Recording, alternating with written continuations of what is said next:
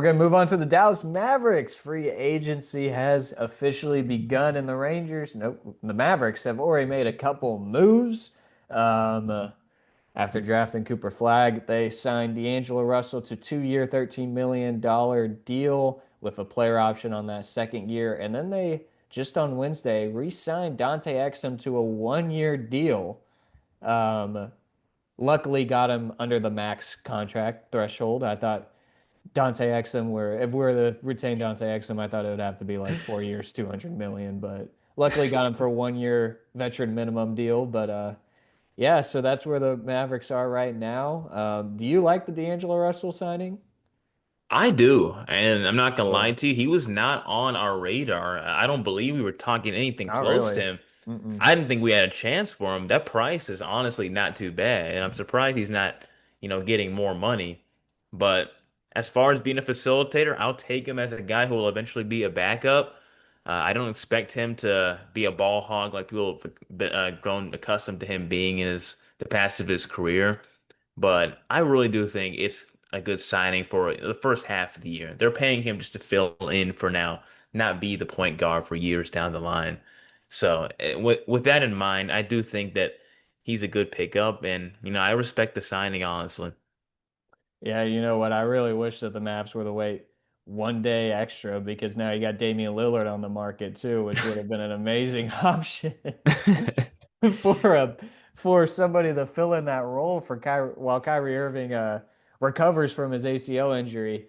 But I mean, I do like the D'Angelo Russell signing. I think that it's all right. I think that for the money that they use the mid-level exception, for the production that he gives out really, really well. Plus the chemistry that he already has with people like Jason Kidd and Anthony Davis, obviously. I don't know if actually does he have chemistry with Jason Kidd? Were they with I believe he so. I obviously was could. with the Nets way before D'Angelo Russell was on the team, He but has some maybe connection the with. Lakers somewhere in there. I feel like there's a chance, but now that I'm thinking of it, I don't think he does because he was with Minnesota when Jason Kidd got hired by the Mavs. So I don't know. I don't think he Yeah. has chemistry with Jason Kidd, but he does have chemistry with Anthony Davis, and I think he has chemistry with Frank Vogel, who's supposed to be the new top assistant coach for the Dallas Mavericks with that defensive mindset.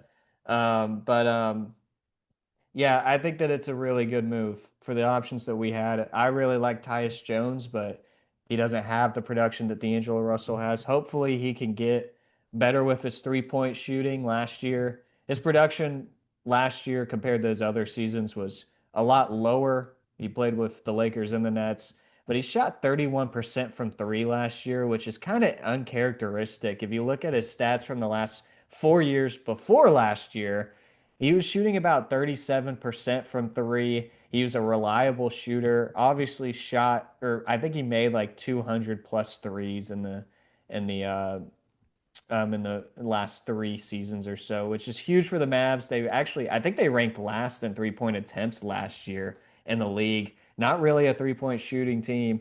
That's going to be somebody who can help hopefully if he can regain his shooting. If not, then that's just another Spencer Dinwiddie, unfortunately. I'm sorry to say that. Who signed with the Hornets, by the way. Yeah, poor Spencer Dinwiddie, and hate to see him go, maybe. But as a guy who was on the Mavs twice, it was probably the right move for him to go ahead of Dante Exum. Dante Exum, again, the emphasis on defense. We were He talking made about it. this. Go ahead. Yeah. No, I was gonna say he made that 2022 run special, Spencer Dinwiddie. He So did. I can't ever be mad at him. I'll Yeah, never call yeah. him Din Shitty like those Lakers It's a fans. it's a funny tweet. But Dante Exum is just again a long line of what Nico Harrison's looking for. Defense, defense, defense. We were joking about it a little bit last week about Nico Harrison will do anything to have the defensive first mindset, it seems like. And so Dante Exum, albeit not exactly Dante Exum, albeit not exactly the greatest guy with, the ball with the rock, handling the rock as a point guard, he brings a defensive edge in the perimeter. And I'll take that for the price that he's being re-signed for. So I don't think he'll get a crazy amount of minutes. But as far as filling in for Kyrie Irving, I think this is a really good signing. And don't forget about Brandon as well, next season. I don't know if he'll get a lot of minutes next year in the roster, but I like this. I like both signings, to be honest with you. Yeah, I do too. It's just what I have with the Mavericks is like, where do you go from here? Like, where do you go from here? How do they improve this roster? I mean, a lot of people are talking about this depth that the Mavericks have, and it is good, but I mean, do we really see this team competing with the top teams in the West, especially with Kyrie Irving being out for over half the year, probably next year? Anthony Davis, all the health issues that we've had. I know the medical team is different now this year, but I mean, do we really think that this team can compete in the West? The West just keeps getting stronger. The teams in Texas, the Texas Triangle, as is really, really strong right now. And Mhm. it feels like the Mavericks are still the weakest link of the three. Surprisingly, I might even put the Spurs over them.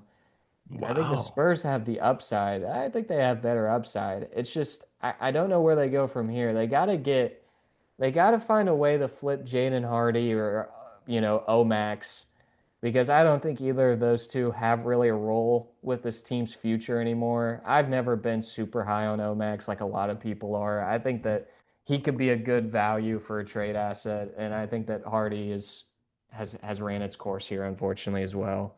But I mean, if you could find a way to flip them, maybe get some more depth with the guard position, maybe strengthen that, especially if you see maybe more injuries coming in.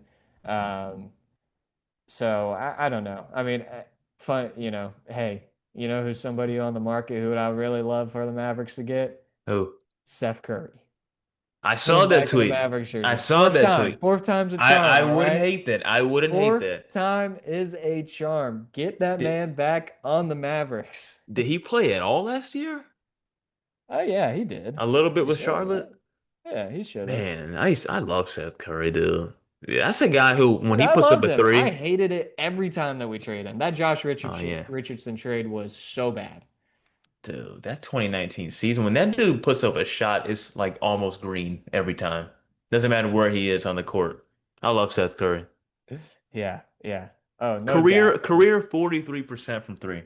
He used to Oh be one my of the best shooters of all time, oh my God, but dude. this statistically, of course. He used to light it up, man. Beautiful.